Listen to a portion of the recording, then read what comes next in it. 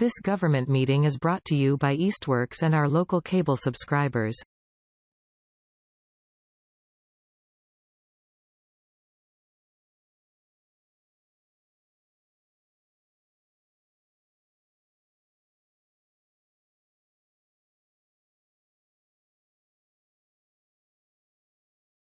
I will now call to order the June 22nd meeting of the Easthampton Conservation Commission. This meeting is being recorded.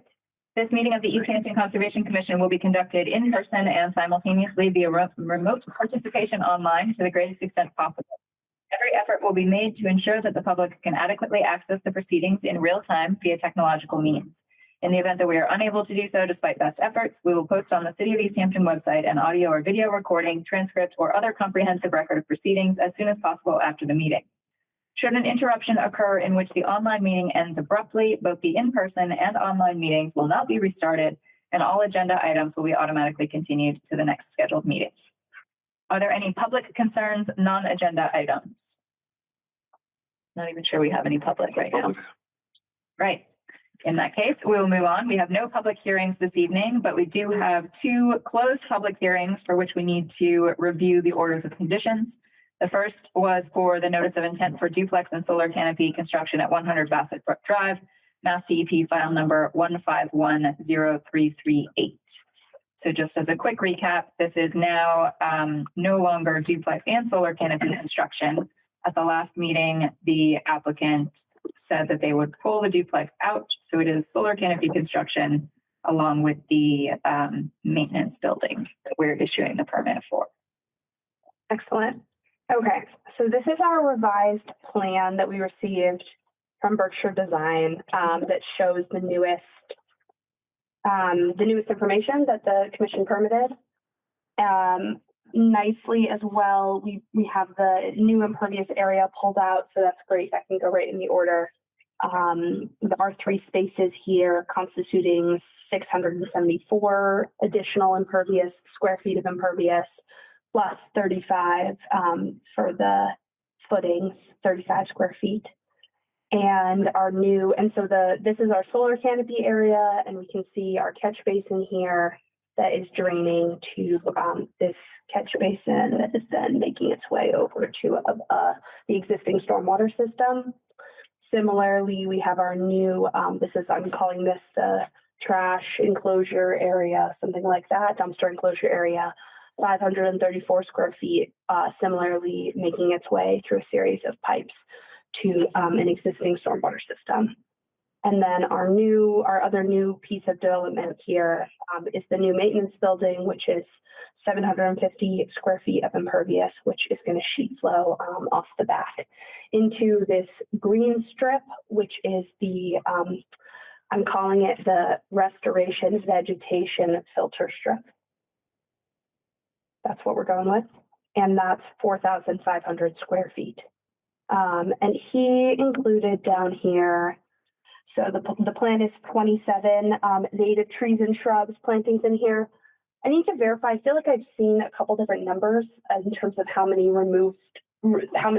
trees and shrubs are planned for removal for the solar canopy, but 27 was definitely an upper number. I haven't seen any numbers larger than that. With a semi-shade orb seed mix application underneath. And then he did include a planting schedule up here. So what he's planning on installing, commission can go ahead and take a look at.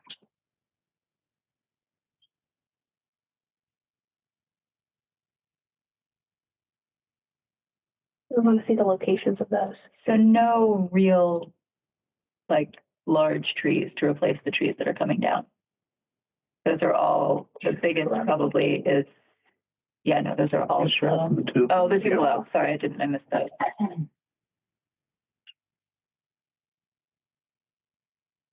not sure if that's consistent with what we discussed. We can go back. Does the commission want to review the trees that were, that are planned to be removed? Or do we feel like we have a good sense of those? They're probably trying to put little things in to keep the solar panels in view, right? Yeah, but some of these are quite a bit out of the angle of the solar. So I can imagine these are where the tubelos, Yeah, the largest ones over here. And maybe that's fine. I mean, the shrubs will do a lot in terms of the filter strip capacity. I can't remember if we specified anything more particular in the last meeting. Did we ask to have one or two remain? I can't remember. Was it the diameter or breadth size to remain? These trees over here are like in proximity are remaining. But I don't believe we discussed any of the trees. We didn't spend a lot of time on, we were pretty focused on other elements of this. Yeah. Would it be helpful to go back so we can quickly scan back to the removal plan?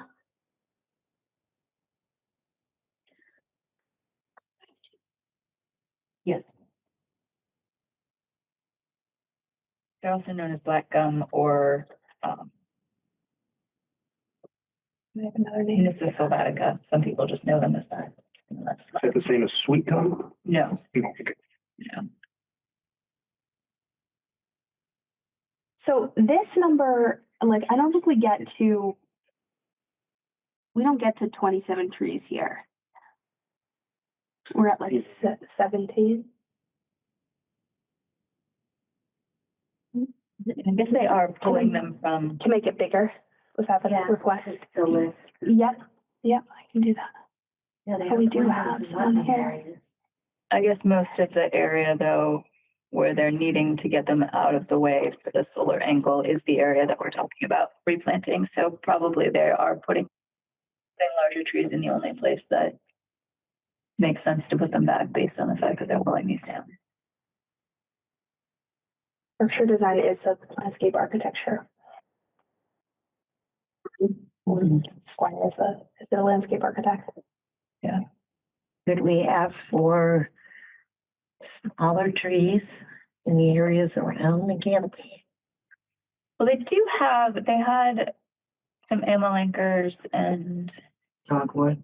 well, yeah, those are, I think the dogwood that's in there is more of a shrubby dogwood, but those will get easily 8 to 10 feet at least. Did you mean it on the other side of the? Where they're removing them, yeah, if they can.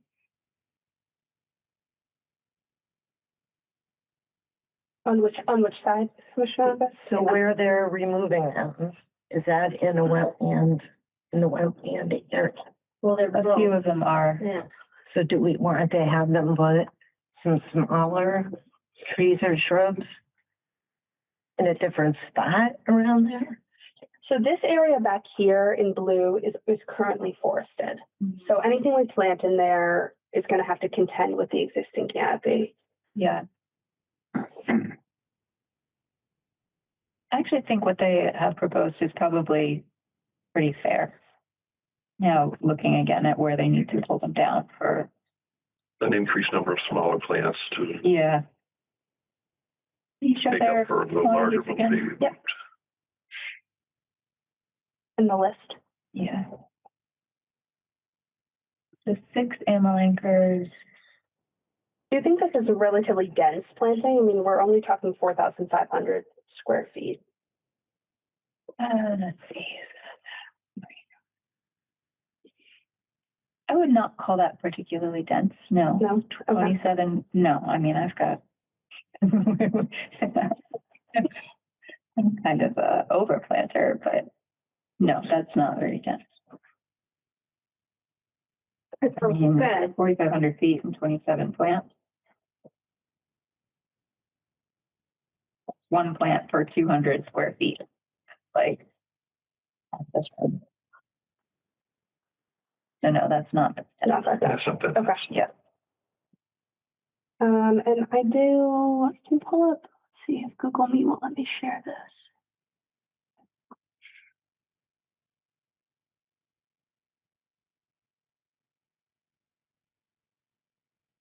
So just to give the commission just a sense of what this area looks like right now, it looks like this.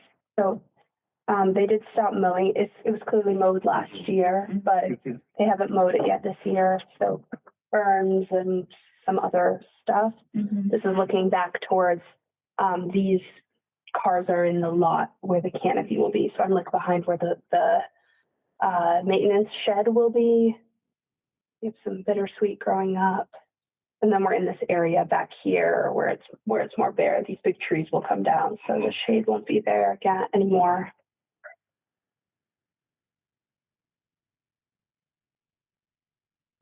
This is looking sort of out at what it is. So we're definitely looking to transform, something that's currently like a irregularly mowed buffer area to something that's more heavily vegetated. Yeah, in that case, I think we might want to ask them to ramp up the numbers. Okay, great. So that, this is just what's back there. And we can see they do currently mow more of it regularly. And that goes down to their basin over there. Okay, so that is a nice segue then into, let me present back our order of conditions. I had been thinking about, as I was working on the order, how we want to handle the restoration vegetation filter strip, what kind of monitoring requirements we want to have. Do we want it to be, if this was like a wetland replication area, we would have 75% survival. Do we want to have it instead be a number of survival so we could encourage them to overplant? Like how do we want to think about that?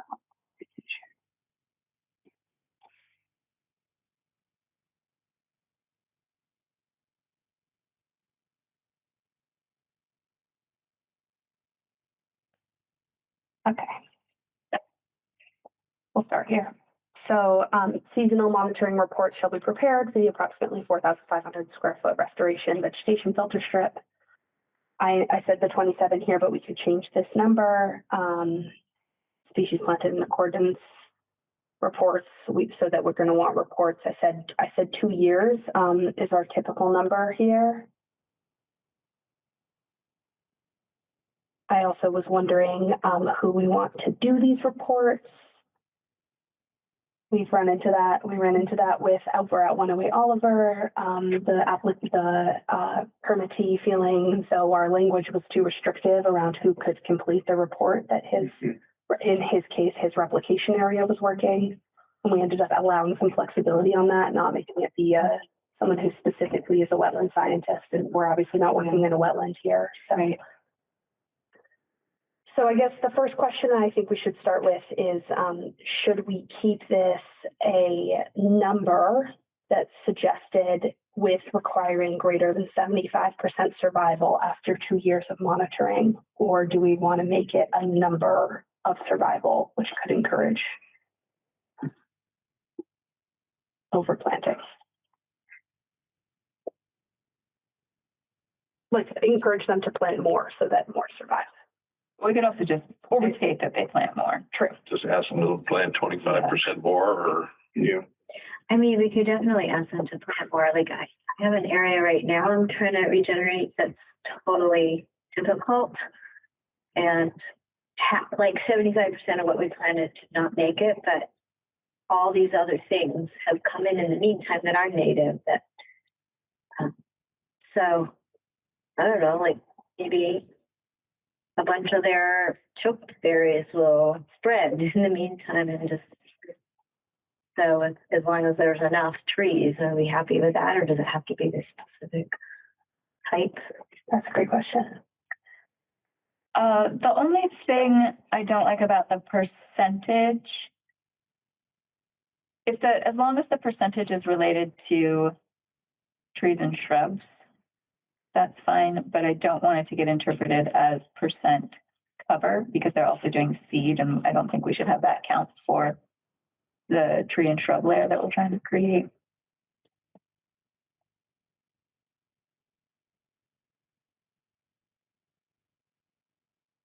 Do we want to include volunteers, I guess, in that as well? If it's 75%, or do we want it to say that they're 75% of the things they planted survived? I mean, you're not going to get any substantive volunteers in 2 years. So I don't think it's really going to be an issue. They're going to you're going to get tiny little things, but nothing that.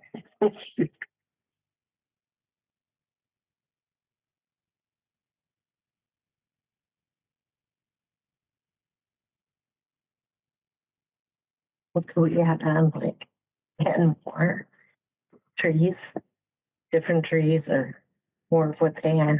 Mhm. Say 100% survival of what's shown on the drawing, and then say, more may be planted to, Yeah, And let them decide I like to that go to. actually. Yeah, Okay. So 2 years of reports showing greater than 100% survival, showing 100% survival of native tree and shrub plantings as shown on the final plans of record. Shall be required to receive a certificate of compliance. Mhm.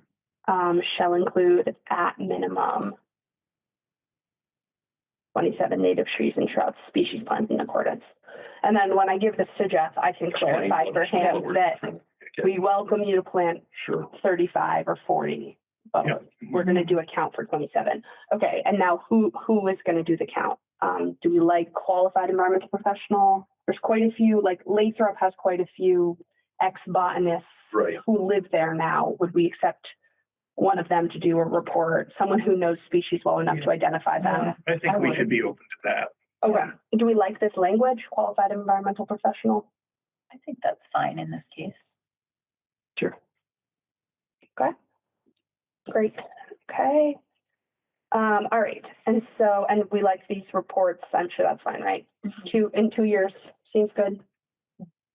Should be clarified 2 full growing seasons, right? Mhm.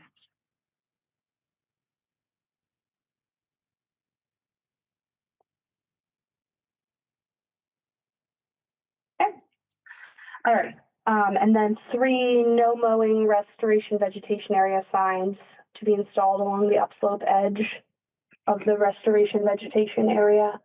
And then I added this note, so if we recall, the area by the cottages had that wetland that had previously been mowed. Mhm. Right. Do we want to ask them to install? I feel uneasy about, and it sort of ties into this conversation we were having about how this is a part of a larger common plan of development, but about regulating something that's outside of our scope here. Like now we're in a very narrow spot, Lathrop.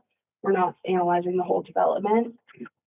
From my perspective, if we were permitting major changes to Lathrop right now, I would want signage across the entire property. They're surrounded by wetlands. I feel like those wetlands should be really well marked because they have so many different activities coming in close proximity to them. It's a recommendation, I think not a requirement. I think it can be stronger than a recommendation because technically they had an enforcement issue That's what that was uncovered Okay. during this. Whether it belongs in here or whether it should just be a separate letter that we send that says this is what we want to see. We appreciate that you've stopped mowing in response to the violation, but we also want to see this. So I think that could Okay. be a standalone, Just like just to keep them separate. tidy. Separate. Okay, Yeah. all right, I think that works. like it. So I'll issue an enforcement letter.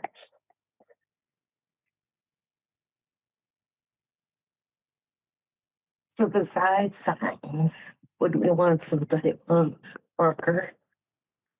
So they don't mow the meadow again? I mean, the idea is that the signs are the marker. So if we feel like that's sufficient, we communicate to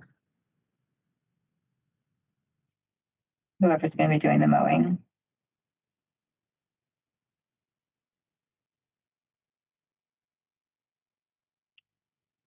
I think that will make a difference. I mean, signs only last so long, but it's enough to build a culture around it. Right. And sites that I have been at, where you all have, where the commission has permitted something in the last couple of years and those signs are still there, it's really Yeah. helpful. And you know exactly where the permitted line was. Do you want to say permanent, 3 permanent no mow restoration vegetation areas? Yeah. So it's not just I don't think we've had any issues with this, but technically that could just be a laminated thing on a stick. Totally. Great. Excellent. Okay.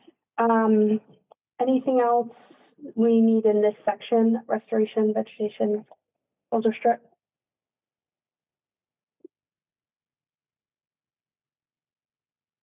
I think Is this our usual 2-year growing season of something?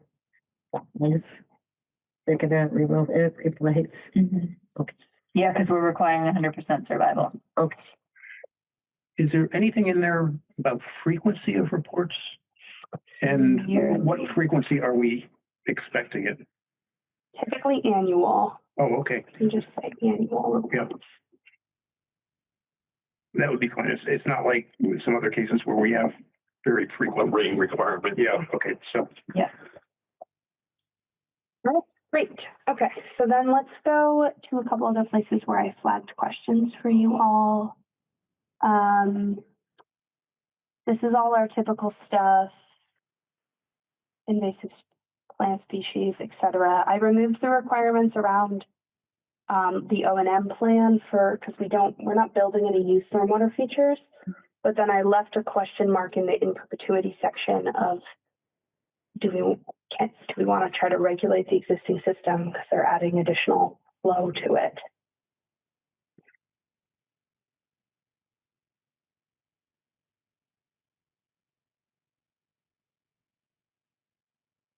I think that's a reasonable request.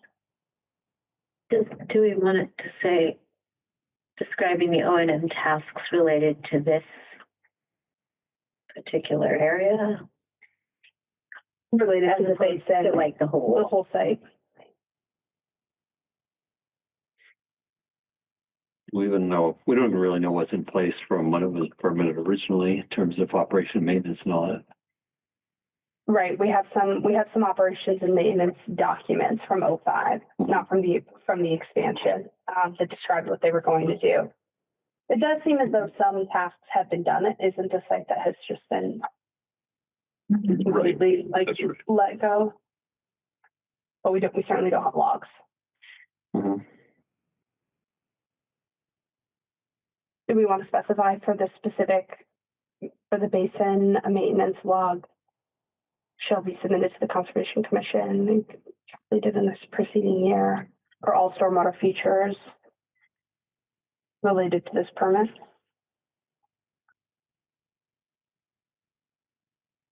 Do we even have a map of the whole network to know where the water going into these catch basins is ending up? Eventually going. I believe we have it in our file. Let's see if I can pull it up. The basin that it's ending up in, I think, is not close to this area, right? I think that's true.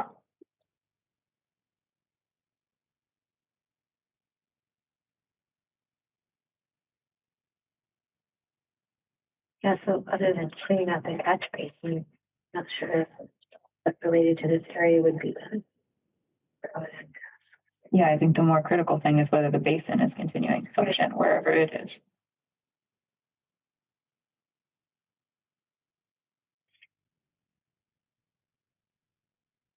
Yeah, it's SC, so it's SC1. That's the drainage area and it flows to the easterly wetlands on site.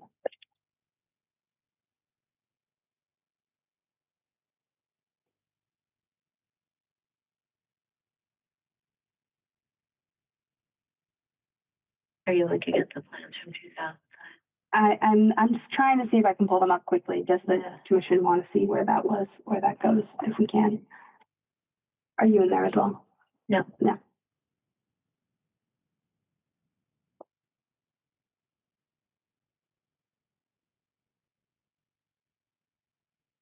Yeah, this was what the O&M plan, just because I have it. From 05.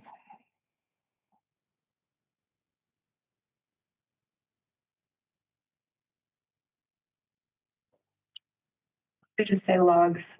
We want to see maintenance logs reflecting compliance with the original 2005 O&M plan on the basis that that system needs to function to handle this water that's being sent there. Sure.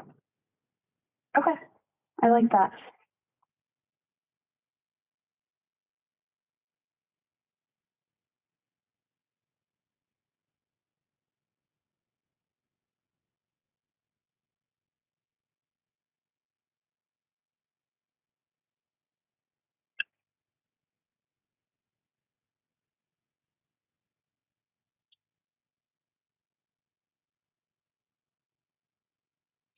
Is that a one-time request or is that a continuing, you know? Putting it in the in perpetuity conditions section. Did that O&M plan you just had up said they're supposed to clean the base and the basin every 5 to 7 years? Under maintenance of stormwater. Detention basin should be cleaned a minimum of every 5 to 7 years by a licensed contractor. They might not have like an annual thing to. It's got sensitive or non-sensitive. We're not breathing. Yeah. This is our own version of the Yeah. wave. Okay, so do we want to not have annual? They are supposed to be inspecting Yes. annually though, so that should still be in the logs. I think it's reasonable to have it be an annual log. All right, great. Okay, so I'll just change this, showing at least 100%.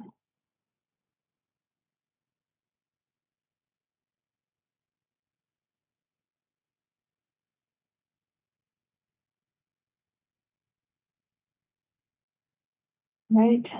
What is that section? Oh, I'm What just, is it in here again? the post-construction Okay. requirements. Okay. We usually reiterate it. Yep. So all they have to do is look at this one section. Yep. That we have the tight check marks. All right, I think the last question I had regarding our special conditions section is in the stormwater section. So just specifying what we came out with from our last commission meeting, no roof gutters, no downspouts, like we're saying sheet flow. This is our standard language. They have to remain in compliance with our stormwater management ordinance, this permit, subsequent stormwater related documents and plans, if any, are submitted as required thereby. So then, I was like, do we want, so 33, condition 33 here, already prohibits segmentation, right? Because our Easthampton stormwater management ordinance prohibits segmentation. Now that this project has been shrunk, right, to just a like accessory elements to residential development, it feels like that in my mind, the scope has really shifted from an expansion of residential usage to accessory usage. So I'm wondering if we feel like we still want to try to get at that segmentation question, or if we think that it would be the next time they came before us, hopefully they would come with a multi-phased, if it's multi-phased residential expansion. And that would be the moment. Is my question making sense? Yeah. So one thing that we were talking about was whether they had tripped, how much impervious they were adding and how that adds. We have an impervious threshold in the stormwater ordinance, right? In addition to just the disturbance one? We don't yet, but Okay. it is coming. Okay. Probably by the time they come back in front of us, hopefully we will have a new stormwater ordinance, so we will have an impervious Yeah. threshold. And this is just shy of 2,000 square feet of new impervious in the buffer zone. So one way of approaching it might be to say that any future development shall basically, this 2,000 feet shall get incorporated into that as part of how the whole plan is reviewed under a new, I don't know what the wording is exactly, but basically state the number that would get rolled up into consideration of the next. Just for the threshold though, because we're permitting the way that they're managing that 2,000 square feet of impervious. Yeah. So maybe, I don't know, does that make sense or not? I've never heard of that before, but maybe. I mean, if we had the duplex in, I would definitely say we needed to include that and reference what was being built there and how it would get considered along with the other, because we already have significant questions about whether this was going to be a segmentation issue. So I think it should get, if we think that this just is irrelevant now because it's not really part of the housing development, it was this sort of accessory thing and we can just exclude it, then we don't need to do anything. But if we think it should still be considered, I think we want to call out specifically the area that we would be rolling forward so that nobody has to go searching for it and figure it out later.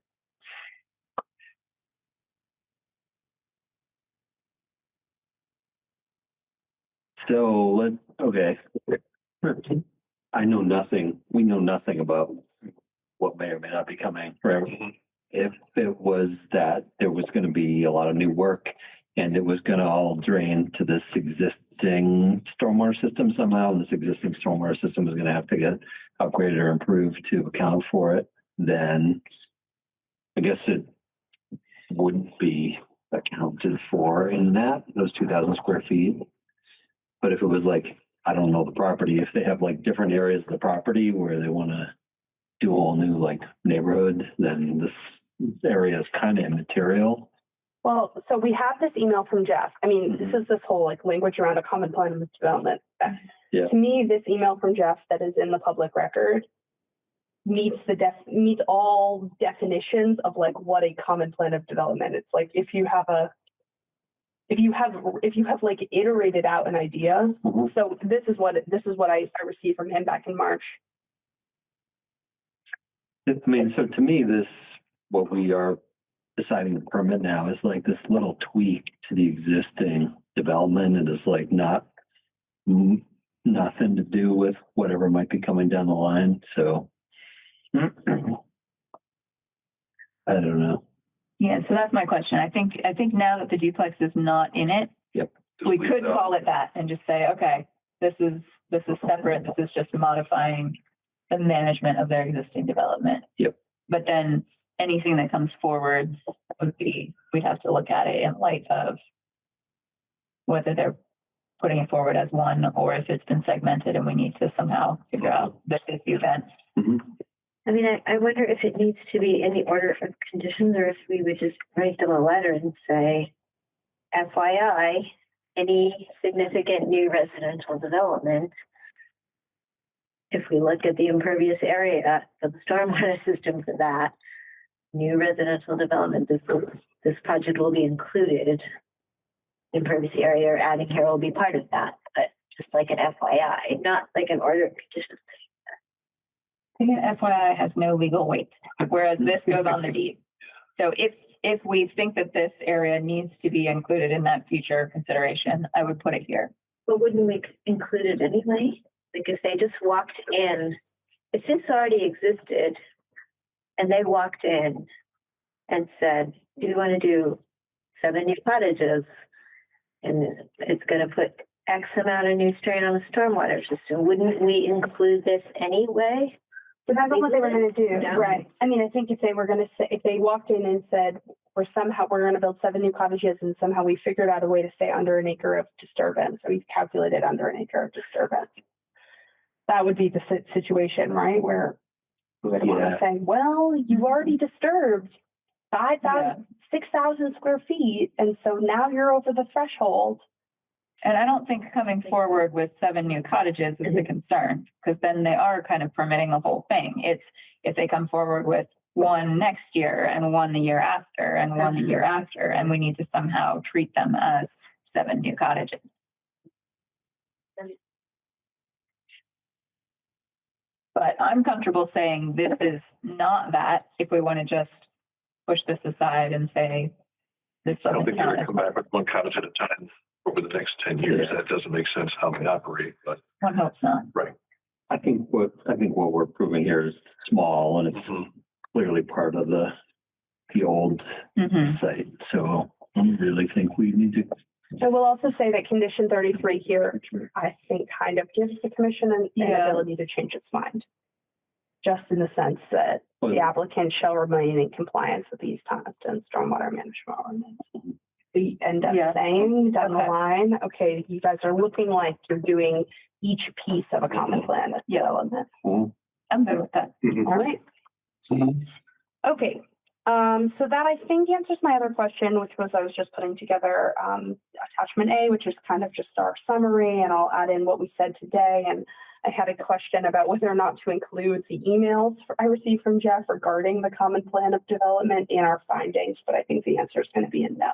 Yeah, that's fair. So I will just include the relevant information. It's going to be a lot of PDF splicing because I don't want anything that has the duplex on it in our final plans of record. Yes, so how do we word the condition that excludes the duplex explicitly. That's my biggest concern. Yeah, I mean, I said it in here that the project approved in this order of conditions consists of the things in bold, and the duplex initially proposed in this notice of intent is not permitted under this order of conditions. That's perfect. And then there's not going to be a single plan sheet that has the duplex in it in the order. There might be pages of the NOI narrative that include it, but Yeah. I think attachment A, it goes to DEP with the order. Mhm. It's recorded. It's like on the actual thing. You guys covered. Okay. Yeah, it was my biggest concern with that whole thing. Yeah. Really. All right, then I will clean these up. Do we have any other concerns or questions? Great. So, Thank you. yeah, thank you. You need a minute or are we ready to move on? I think we are ready to move on. Next, we have an order of conditions to review for the notice of intent for ecological restoration at 228 Northampton Street, otherwise known as the Co-op for invasive management in resource areas and buffer zone, Mass DEP file number 1510339. Awesome. Okay, so now we're on to the other one from Matt Burson, and I essentially took the order we had for Arcadia and brought that changed just a little bit, but all the same information about how herbicides have to be applied by an applicator licensed, etc. This was language we had in here, specifically because Arcadia is such a public spot. And I wondered if the commission wanted this as well. Information, weatherproof signage, identifying the type of herbicide. Like there was a concern at Arcadia about dogs in proximity to herbicides. The co-op's meadow is not a current. Arcadia's more of a public Right, area. yeah. This is not really as public. I think it's probably fine to remove that. I think there's a solid chance that the co-op could get questions, but they can handle that messaging themselves. I don't think it needs to be conditioned. Okay.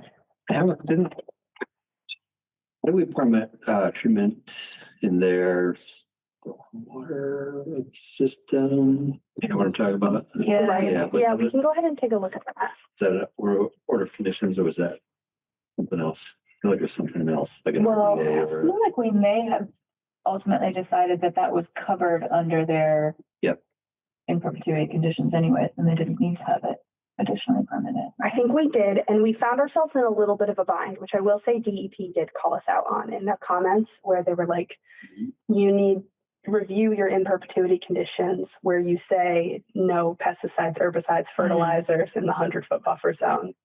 Which when Matt came to us before for treating mugwort in the stormwater system, we said, well, we have that in perpetuity condition, but we also have the in perpetuity condition that says you have to manage your invasives. Yeah. So we're actually going to go with that one. We don't put that one we don't put it in our in perpetuity conditions anymore. Yeah, that's the same thing. Yeah. But we did they noticed that.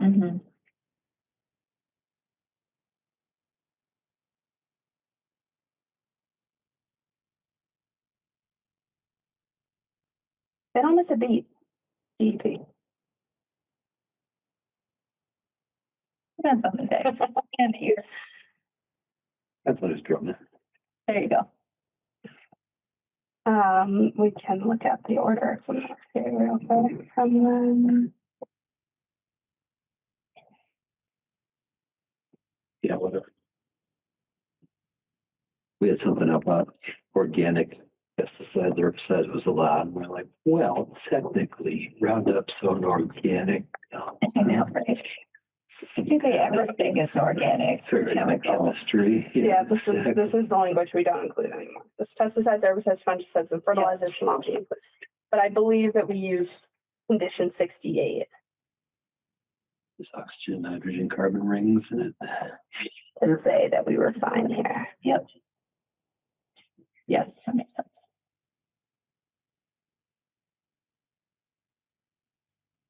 Okay, so. Oh, that's the-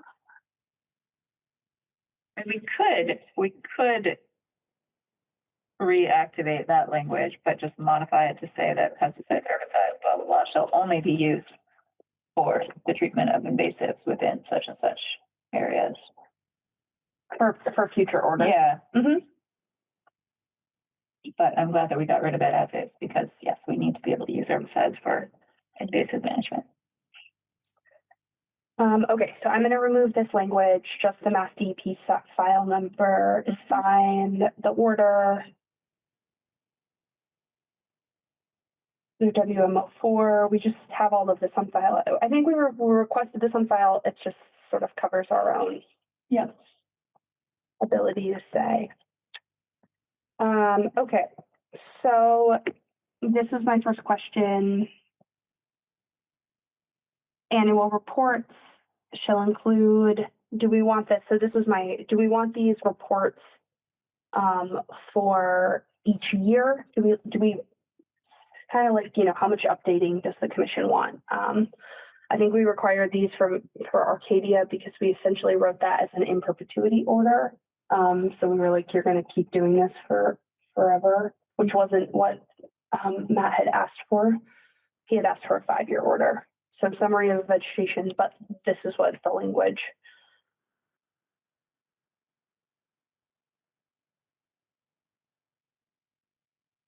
I think it makes sense to get a report. It doesn't need to be something elaborate, but an annual update on how it's going and what they might tweak, I think is worthwhile. What do others think? I'm fine with that. Say again. Yeah. Forever. For 5 years, because this was, But isn't there an in perpetuity condition that also asks for a report? well, yes, Correct. okay, all right, great. Okay, great. So yeah, so this was the language from Arcadia that we probably don't want in here. The Parliamentary shall continue to monitor and treat invasive species within the project polygons. That was, yeah, I will also say their project polygons were smaller than these, so we probably don't want this. We have the option to extend the permit also. We So do. if they want to keep treating, they should just come back and extend it. talk to us about what's next. Yeah.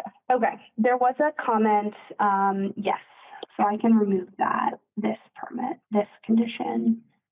And I'm gonna change this to 5 years, assuming that he is gonna do it for 5 years, even if I guess the annual reports are, nothing happened this year. Did something get wonky with the start of 29 there? We haven't said thank you. Just additional duration prohibited, and then he did send in a request for me that I didn't integrate yet. So, just said, yes, this is what he said, that he suggested this as a, in perpetuity condition to slow succession and keep an open wet meadow habitat.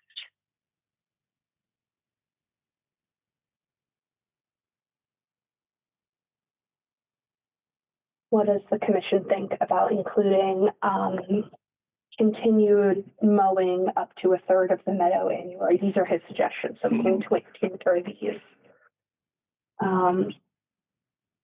As part of their in perpetuity conditions for the management of this property. I'm totally fine with that. I think open wet meadow is a valuable habitat. Yeah. And that is how you manage it. That's a very appropriate set of criteria. Okay, Everybody okay with that? Good with it. Okay. right. Great.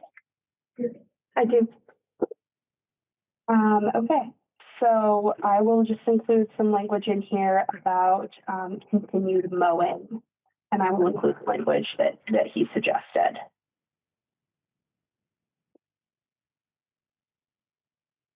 Hmm.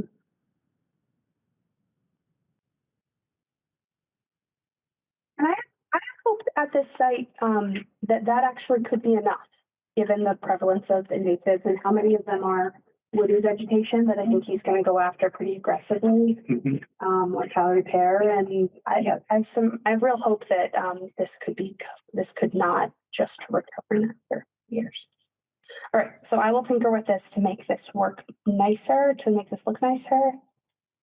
And I believe that is all that I have in here, just the project summary. Appendix A, yep, the typical, not confirming any resource area boundaries. I noticed in the summary you have species listed. Yeah, I have targeting and then I list them out. Do we want to not include them?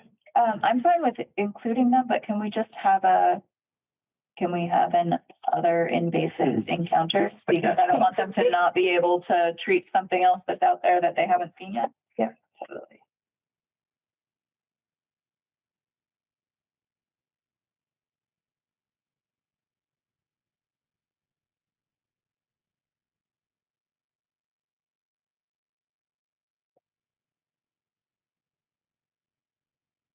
I like that encountered. All right. Oh, and I wanted to just confirm, I think we didn't talk about it a lot, but it was brought up briefly, just the light machinery with low pressure tires through the wetland. That was included in the NOI. We all feel comfortable with that. Yep, great. Awesome. And it's a 5-year order, and I'll make sure to indicate that. Cool. Any other questions on this? Nope. That's good. Okay. Thank you. Yeah. All right. I have no requests for certificates of compliance. Do we have any updates on enforcement? No. Okay, moving on to open space. Any updates there? No, I'm touching base with Steve Liberty tomorrow. We're getting right up to that deadline that we have a deliverable needed from him regarding his reach out to Miss Deanne. So he's putting together essentially like a follow-up report for Miss Deanne to the response we got from Natural Heritage back in February. Okay. So hopefully by the July meeting, we should have a copy of that. I believe he's going to give us, I believe we're going to get we'll be kept in the loop. Yes. Yes. Yeah. And I guess I just want to return up to Echodale real quick. I haven't been out there yet. Do we want to take action on Echodale this year? Does the commission have energy or focus there? Are we still struggling to get through the rest of the invasive?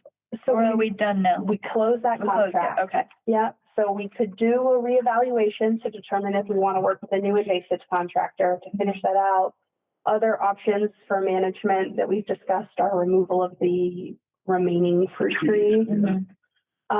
Or pursuing some kind of something there, or deciding that we're not going to pursue anything on it. But did we already remove the diseased trees that were a concern to the neighborhood? No, we're still. So that's something that we should be looking at. We're 19 years into not doing anything with it. so there was, wait a second, there was a removal of some of the fruit trees. But there's still enough there that it's still a concern for the neighbors. The orchard.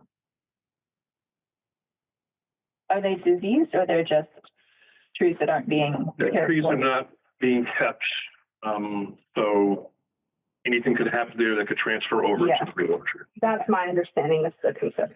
Okay. There's no spraying occurring, there's no controls occurring there. Yeah. So it'd be better if they were just taken away. And what's that? They did just do some art in them. Well, that's fine, but it's just a, Doesn't he keep saying he could complain to somebody and then they could forcibly remove those he trees? probably could. So we just ask him to do No, that. I don't think. to do that. That would just solve the problem. So the commission does have funding to do work here, right? Including some CPA funding that the CPA committee is eventually going to make Jay and I give back. That's right, if we want to use it. I owe them an annual report in terms of what we're doing with our CPA funding, which currently is nothing. We were finishing the invasives. Yeah. Maybe the better question, Ava, is do you have capacity to think about this site this year? question. I think it depends on what we wanted to, pursue. I mean, I have been meaning to get back out there and do like an invasives analysis of like, are there still considerable amounts of invasives that would be helpful to bring a contractor back out to do? Well, maybe we should plan a site visit sometime just to go out there and see what's going on. Because, Yeah. Yeah, I think that would be a good next step. Could come with you, One thing that, the apple trees, have a value as wood for people who do smoking. So if someone came in to remove the trees, we could pay them to remove them or give them a percentage of the value of the trees or let them take the trees for whatever reason they can dry them and smokers want them for various purposes. So, It does seem like Commissioner Ryan feels like the tree should go. well, yeah, that's what Russell is telling me. That's, is his recommendation. And it's the people who advise him are saying that it's a risk to have those trees there. So. I wonder what ecosystem services do we feel like those trees provide? Other than like, yeah, I know the Conway School designed that like edible forest trail. And those trees were kind of an instrumental part of it, but it doesn't seem like there's been a lot of desire from the commission or anyone within the city to pursue that. But I think even in their plan, a number of those trees were removed and maybe specific ones that looks like they could be recovered. There's not a lot that looks recoverable. They're in pretty rough shape, damaged, broken. Not edible anymore. Well, they're not edible because they're growing wilds. I mean, are they growing any fruit? They are. No, they have fruit out, but But you're they're not not seeing being big, treated. huge apples. Yeah, and there's probably attracting diseases. That's correct. And the How rodents many are, trees is it? no idea, 30, I don't know. Yeah, there's good. They're too big to effectively harvest from too. They're just overgrown. Well, I don't know if they could be pruned back to something active, usable or not. That's not, we could ask Russell about that, but I think it'd be better to start from scratch and put a new tree in and. Well, that's another question is we could set up a site visit. We could ask Russell to come out. Oh, with he'd us, be too. happy to, yeah. Yeah, But I think this is a little bit the commission's, like, I think we're at this moment, right, where everyone's kind of forgotten about the site. Yep. The community garden's quite active. I now manage them and Nice. it's a very active management. And yeah, no, that was something you had wanted when I came on board, right? It's very good. Yeah, so I've got eyes on the community garden, and they're doing their thing. So they're one group, they're sort of one stakeholder group of what happens with that meadow there. Yeah. Russell, the other neighbors, the other stakeholder group. CPA is a stakeholder group just in the sense that they have $8,500 still appropriated for this project. Plus there's additional commission funding from when we purchased the property, I believe, that was set aside for the continued stewardship of it. And not just the meadow section, but the back 30 acres of mostly pine as well, which is another thing that we could think about at some point. There's a lot of invasive. There's a lot of Definitely. invasives, right? Yeah. So I'm sort of like, which stakeholders do we want? Do we want to think about something that we could go back to Conway and ask them to come up with a different idea? I think it would make sense to get Russell out there with some of us, talk through whether there's anything worth saving Mhm. and what that would I entail. don't think there is. We've had that sounds like conversation. That's right. there's But I mean, not. let's revisit, Yeah. from scratch and say, okay, let's have a site visit, see if he's available. And Jay, you mowed it like Probably 2 years ago. you mowed it to my first year. Okay. So you mowed it and you did like a That's late, right. you did like a fall mow Fall in mowing, November or in 2024. Right. Okay. I just stayed away from all the trees because I Yeah. just stayed away from them. Mowed up under them, but that was about it. I think at that visit, we want to get a sense of where we're at with invasives. I also think it would be helpful. I don't know much about apple growing. Mhm. It would be helpful, I think, to understand if we put in other types of fruit trees or other productive things, what would be okay that wouldn't have potential crossover concerns for him. Because I'm sure there's some other fruits that would be a problem. And then maybe once we know that, we could take another look at the Conway plan, think about whether there's some merit to putting in some things that could be low maintenance, but harvestable and available for folks. Yeah. And kind of go from there. Yeah, another thought I had was like, what if we did like a more manicured, but similarly like, or somewhere between park and conservation area, native plant arboretum of sorts. Mhm. I like the idea of anything that could require a good amount of maintenance, hands-on. I think we could really rally the gardeners to get behind it for the first 3 years, and then something that will maintain Yeah. itself after 3 years. That makes sense. So that's like another thought of something we could do in there Yeah. too, or something like that. I like that. I don't know if it needs to be food, is kind of partially my thought.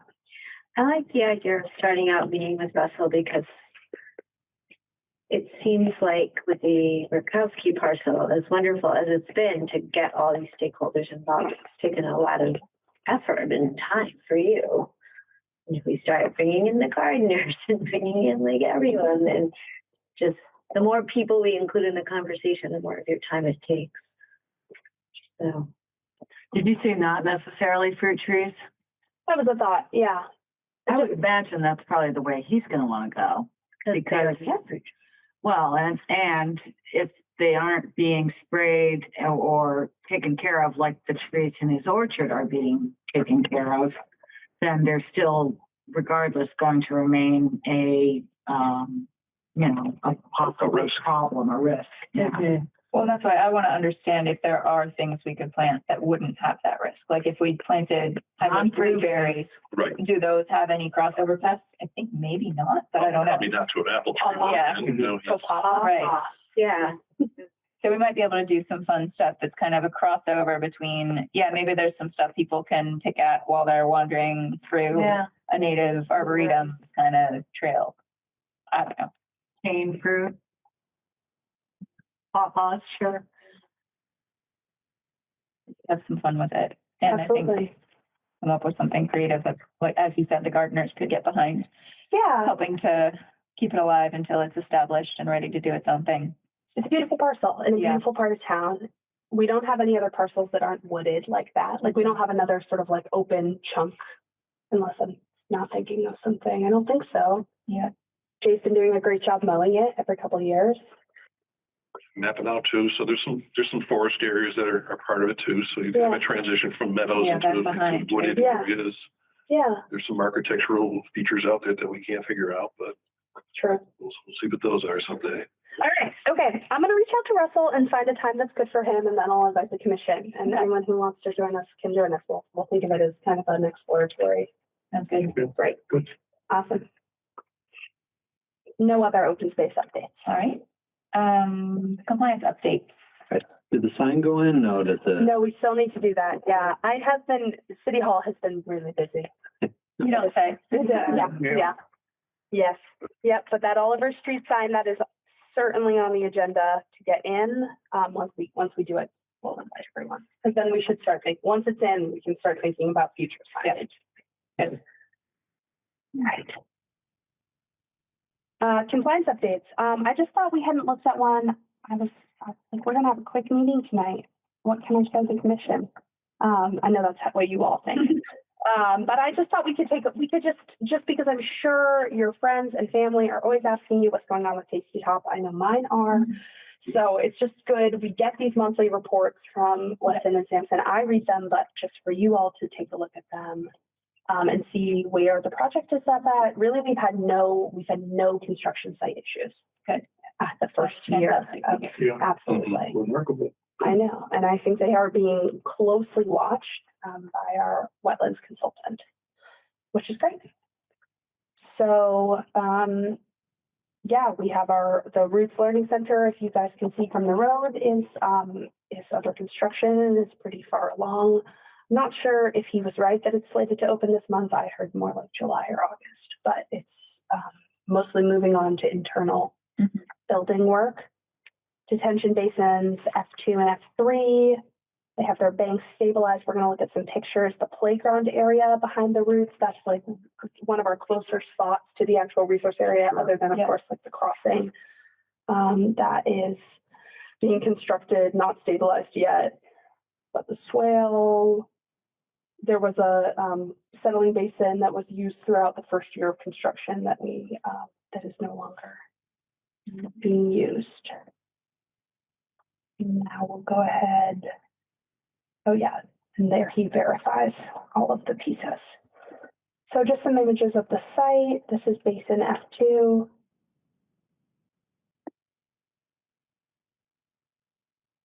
And F3. There's quite a bit of water in those. Is that these were taken at a time when that's appropriate? I believe so. Okay. For construction sediment trap purposes, are those actual completed stormwater? I believe those ones are temporary. But I don't have, I should have brought the whole plan set. I apologize. 626.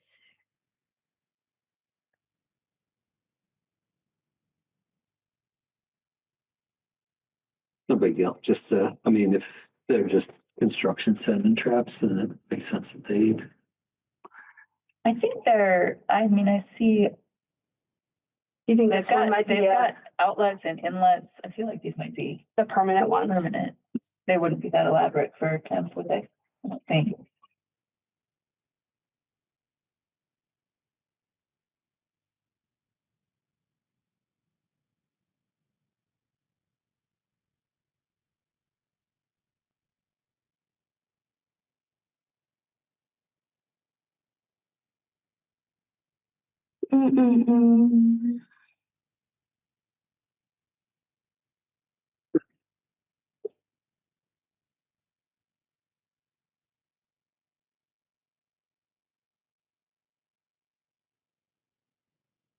Make some kind of little light activated flag waiver thing, Bob, that you put right. Yeah, no, I think you're right. I think you're right, Julie. I see F2 right here. Yep.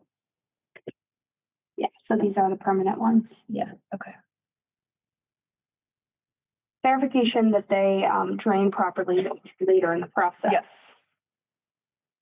But I understand the concern that if they're getting filled with fine particles that are gonna prevent their drainage in the future. Is that your main concern in construction?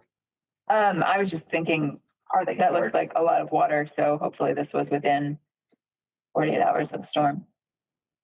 Yeah. Because if they're already not functioning before they do a lot of construction around them. Could be some time. Yeah. Here we're looking sort of from the side, like we have our back to the stream, and we're looking at the completed bank building that's paved. They've been pretty on it with paving as they go.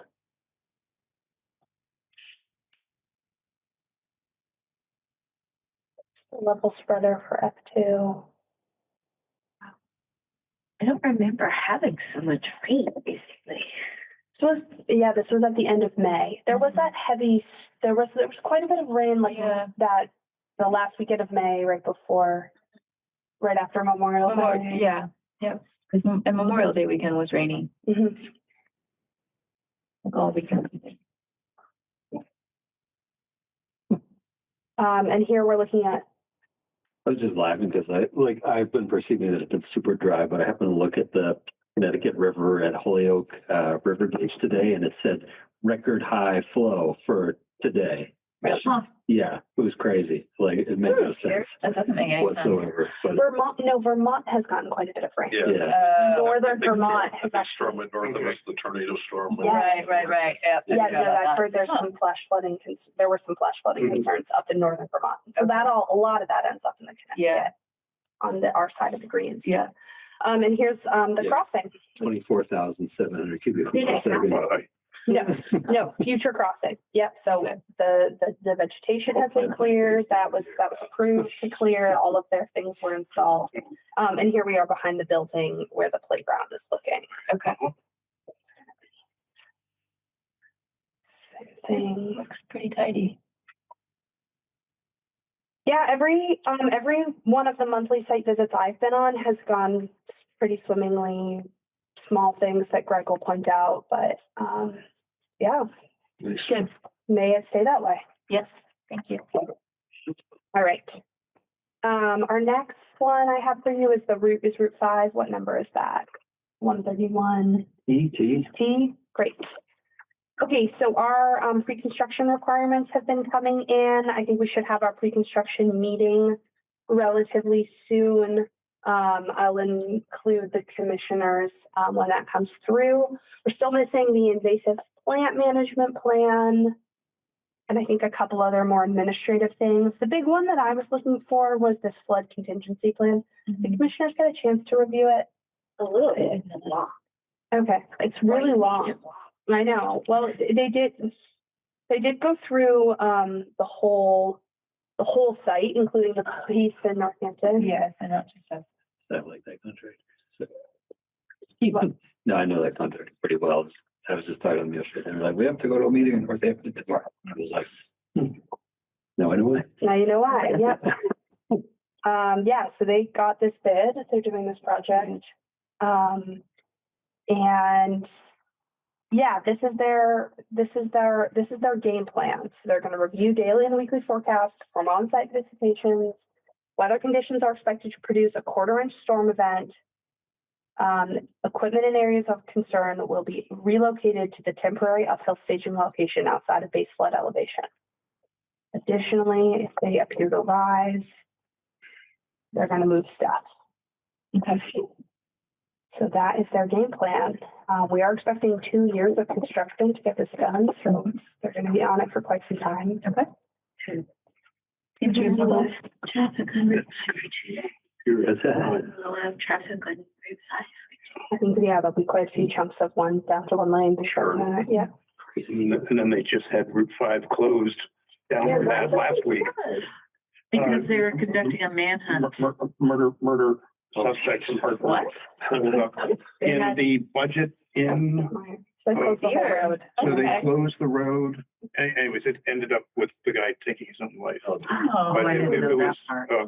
it closed the whole thing. It Huh. was, I missed all of that.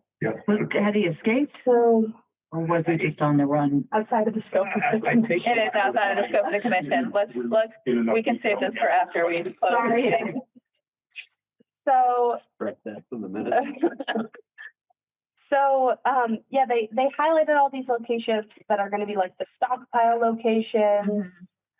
I do think, I can look at the grades. I mean, a lot of this is knowing that, just sort of verifying that they are doing this correctly. And what we really wanted from this, if I remember what the commission permitted a year ago, was that we just wanted them to have a plan. Yep. We know Route 5 floods, Mhm. have a place that where you're gonna move Right. the stuff and That's when you're gonna do it. Right. Which they're saying they're gonna do it every time you get a 1/4-inch rain event, which is Seemed a little Yeah. excessive. perhaps. And every time with 3.25 inches of snow, which is every week in the winter.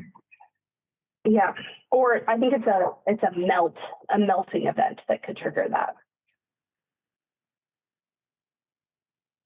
So I wanted to ask, I know this is exempt, but do we ask for certain things? It was not exempt. We issued an order for this.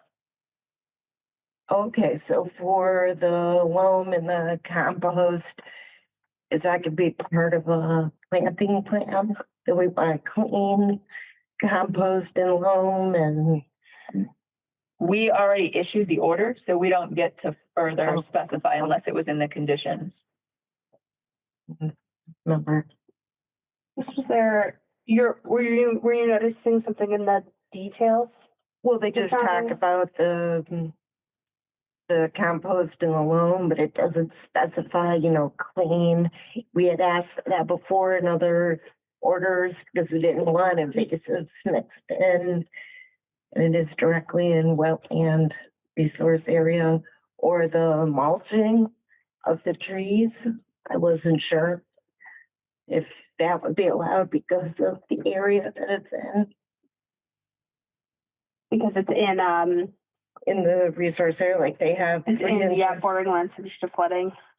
Yes. So we did have a section, I believe, in here about.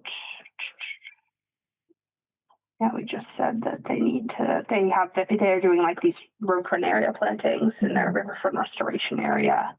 But they need to show that they survived.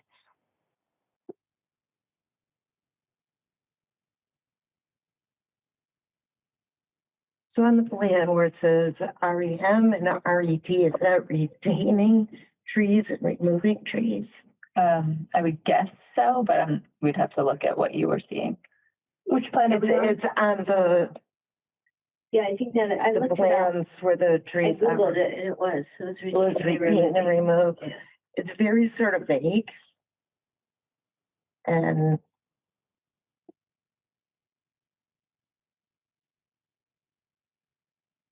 it says native seed. And so I didn't know if we needed to ask about shade or a particular type of New England blend because of the area. So it's, first off, we're looking at the whole Northampton section as well as ours in these, correct?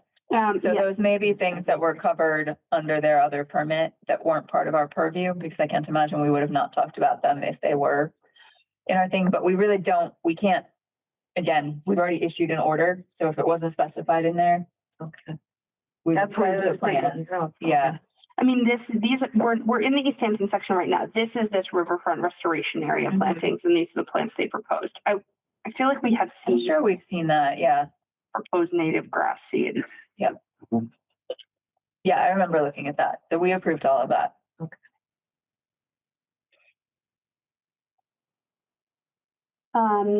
Okay, and then we received their SWIP, 481 pages of it. So things are coming in. We still need that invasive plant plan, as I said. And they asked me today about installing their erosion and sediment controls. They have quite a bit of clearing to do for those. Does the commission want to do, sometimes we do 2 site visits. We do 2 pre-con site visits where we do one beforehand, before they do a bunch of clearing and install the erosion sediment controls. And then the second one to check those. I'm inclined, because it's a MassDOT project, because there are so many people and so much bureaucracy to work with here, to just give them permission to do the clearing they needed. This is pretty standard work for them. Yep. And then to do our pre-con meeting after that clearing has been done, ENS controls are in, and then we'll have the conversations that we need to have with the contractors. I'm comfortable with that if you are, Ava. I think that Okay, makes sense. I also did go to the MassDOT big meeting at the big table in Northampton. Yeah, which was really a wild experience. Their pre-con meeting, yeah, totally. Memorable line was one of the MassDOT people said, we all have the same goal to deliver a great product for the Commonwealth's taxpayers. What offices they run in for? Hey, That was great. anybody check? That was awesome. Okay. Did you say that's not our goal, actually? Well, I actually felt kind of inspired by it. I was feeling kind of patriotic. I was like, this is great. All right, that's all I got for you on compliance updates. All right. General business? We don't have meeting minutes tonight, No, right? but I'll have a stack. Can I Yeah. ask a question? One of the things you flagged in your email was that note from Mark Stinson about Nashuanick Pond. About Barton. Yeah, and boy, I looked at that letter and I thought about, they complained about, okay, I can see the point here. But putting barley in bags and putting it in the water is about as innocuous thing. So how did that get construed to be a potentially problematic herbicide application? Also, there didn't seem to be any other thing dated after 2022 in the whole project. Where did that come from? I don't know why it got flagged all of a sudden right now, but Ava and I chatted about it a little earlier, and the top of the email said, this is for informational purposes only. We're not going to, I can't remember what it said, but basically we're not gonna get involved. You have an ongoing open order here. I concur that it does not strike me as in any way, shape, or form the same as a pesticide application. Okay, well, thank you. I'll also just say that the commission is responsible for administering the Wetlands Protection Act. Right. The applicant is responsible for ensuring that their permittee is ensuring that they follow all other laws and regulations of the Commonwealth. We are not responsible for ensuring that they. That is true. do that. Okay. So, But did somebody complain? I think it was that the usage of barley straw in Nashwanik Pond is like well advertised on the internet, and a different community was considering a similar usage. And that was how it got brought up for DEP. My understanding is that DP does not have a lot of one applications or things going on. Going on right now. Good board. So, I mean, we've got these old enforcement orders they can maybe Yeah, work yeah. on, you know, like, Yeah. you wanna work on this golf property thing that's been on here for 20 years. that probably just mean they'd be asking evil. I know, right? That's right. Yeah. We see. Yeah. Yeah. Yeah. All right, Mass Ready Act, just a couple updates for you all on that. So the House did vote on it on last week. I'm not sure if commissioners have been following that independently. They did follow it. We got this like urgent email from MACC. They moved it out of committee and voted on it in 2 days, so we didn't have a chance to issue a letter, which I think everyone was kind of upset about in the environmental world because there just wasn't any time for public discourse on that. And I believe that basically all the amendments that had gotten slid on as it came out of committee were approved with it. So it's definitely some weird mixed bag that's moving forward. So where we're at in the process is it now needs to go to reconciliation with the Senate. I thought I got an email from Dottie saying that they removed the offensive thing. Did they? That's what I got her email said, and I've already deleted it. Thanks. I can't. Just So saw I wrote it. my own letter, and then she wrote and said, well, it's already blah, blah, blah. And How interesting. So this is the one that got passed. And I think this has some of the language that MACC really doesn't like. It's these, it's allowing the department to designate types of proposed work that can be approved with general order of conditions so that they don't have to be that they don't necessarily have to, that they don't apply to ordinances and bylaws. and that you could lose funding. I think the funding piece is gone. Yeah, there was a piece where there was like a funding modifier for not having more restrictive environmental regulations. I thought that was that you lose funding if you did more. Yes, right. So there's a preference modifier in the grant application process that gave you more points for having less, for not having a wetlands bylaw, basically. Yeah. I think there's some misguided policy at the state level right now around the push for housing and how they see wetlands, how they see local home rule in relation with that. So we'll see. We don't have any actions on this right now. There is still, again, a lot of really good stuff in this act, including just billions of dollars of environmental bond authorization. So abilities to fund a lot of really great projects across the Commonwealth and some important ones here in Easthampton. And we will see if we get a chance, if the reconciliation bill, if we get the draft of the reconciliation bill and have a chance to comment on that, if we have a commission meeting in there, I'll be sure to bring what the powers that be are saying. Okay. Unless the commissioners have anything else you guys would like me to look at for this. This was the email from before the House one. Yeah.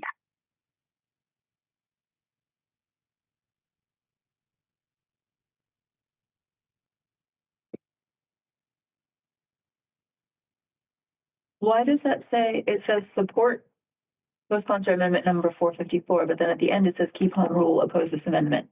That amendment looks solid. I think that one's good. And I think that's an error. Okay. Yeah, I think this is one that we wanted to stay. Yeah.